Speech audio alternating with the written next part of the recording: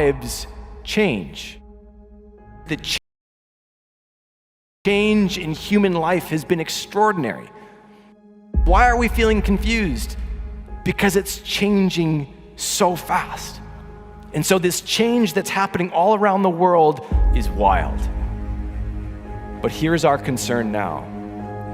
When we look out, when we go to the edge, this edge of the abyss, and we look out into the unknown, and the reality is that we really don't know what it looks like. We know this change has put these kind of challenges on people's shoulders, but what's it gonna look like? We don't know. So then we're stuck with this next question. Well, then what do we do about it today? What do you and I do about this incredible amount of change that brings with it this unknown? How do we respond? Here's the beautiful part. We don't know what's coming. Honestly, the best experts in the world don't know. So then what's the answer? Find a way to unlock our brains. We find a way to be the ones who are ready to look into that abyss, who are ready to stand on that edge, on that frontier, and keep looking, keep thinking, keep figuring it out. We need people who are ready to roll up their sleeves and find a way through. What the coronavirus has done is it's kind of made a lot of people step back and think. Obviously, it's made a lot of people panic as well, which is no surprise.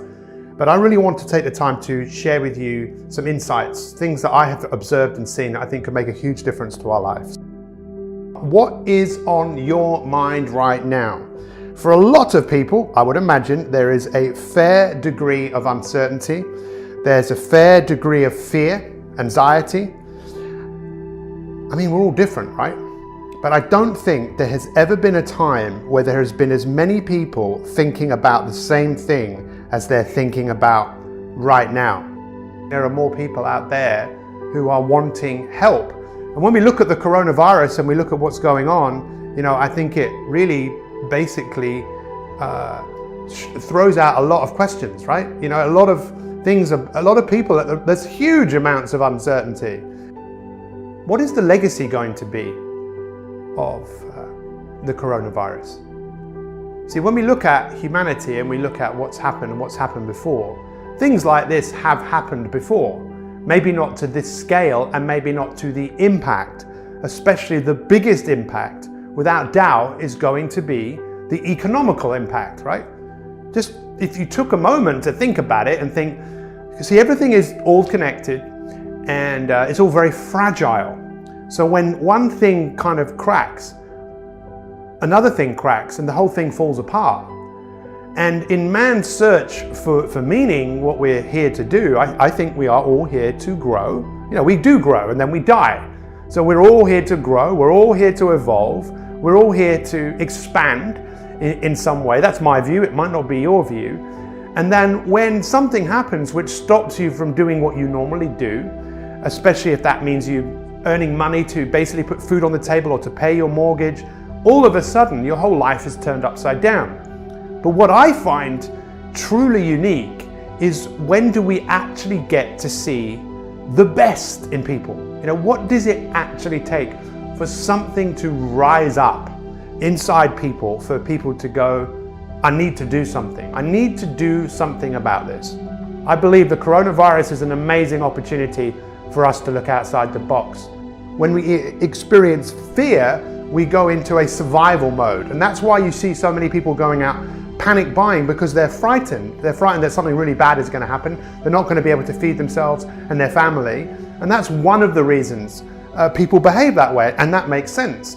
But the fact of the matter is, it's the fact that people tend to experience way too much fear, way too much stress every single day. The majority of us are living in a state of perpetual stress.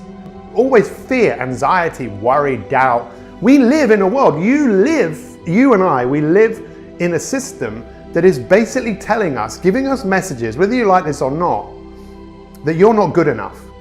And you need to do something about that.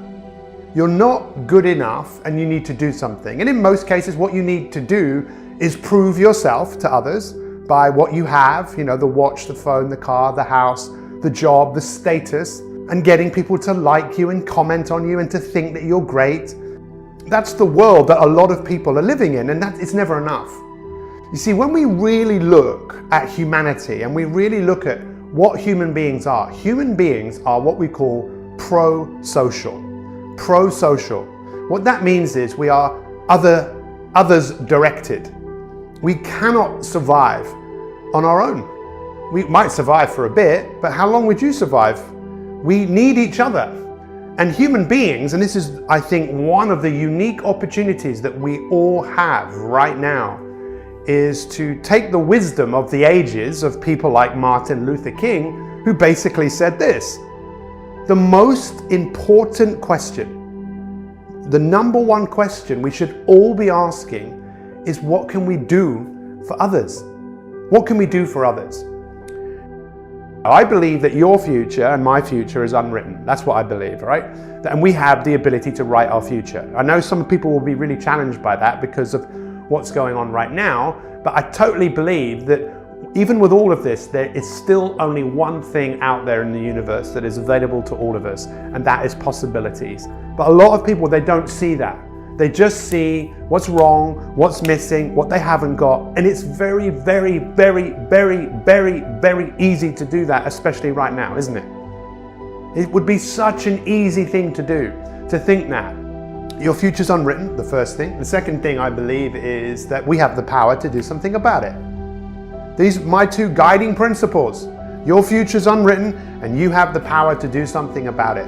That power that we all have only normally comes out in a time of a crisis. And I just think that we all have an opportunity to look at life differently. We all have an opportunity to be different on the back of this. We all have an opportunity to look at the world with a fresh pair of eyes. Once this blows over, what will you do? Is this maybe for some of you the change that you've been looking for? Is this going to be a defining moment in your life where you look for different things? See, in times like this, what a lot of people do is they start looking for opportunities. And they think there's possibilities that will come out of all of this, that the breaking down of certain systems means that we have the opportunity to create new systems. What can I do? What is in my control? What is the difference that is going to make the difference? Make yourself physically stronger, mentally, emotionally. And again, that's not easy, but we were designed to work. We were designed to evolve. We were designed to go out there and be physical. That's what we are wired up to do. And you've bought into a system, we all have, that says you don't need to do that. We are caught in these systems, but hopefully I think one of the great things that have happened about all of this is a lot of people are starting to realize what is really important. How many of you appreciate your mum so much more because you can't see them today? How many of you look outside today and you think, especially here, it's beautiful, and you think, wow, I can't believe this thing is going on. Well, the question we have to ask ourselves is, well, what do we want to do about it? I see more and more people coming together. I see more and more people waking up to what is really, really important. And what is important? Humanity, and being humane, being courageous, asking the question, what can I do for you? How can I serve you? Is it worth stepping back and looking at what's going on in the world and asking yourself a few questions like, do you want to carry on this way? Do you want to do things differently? We have this ridiculous focus of attention on what is wrong, what is missing, what we haven't got. If you watch the news, of course, that's all that it's about. There will be some happy stories to lighten people's moods, but then it's the dumbing down of humanity. Don't rise up. Just be a consumer. Where is the room and the space for optimism about what is possible? And what I'm asking you to do is I'm asking you to come on a revolution with me. I'm asking you to join the inspirational revolution where we are inspired about what we are going to do. And this is why I'm asking you, what are you going to do?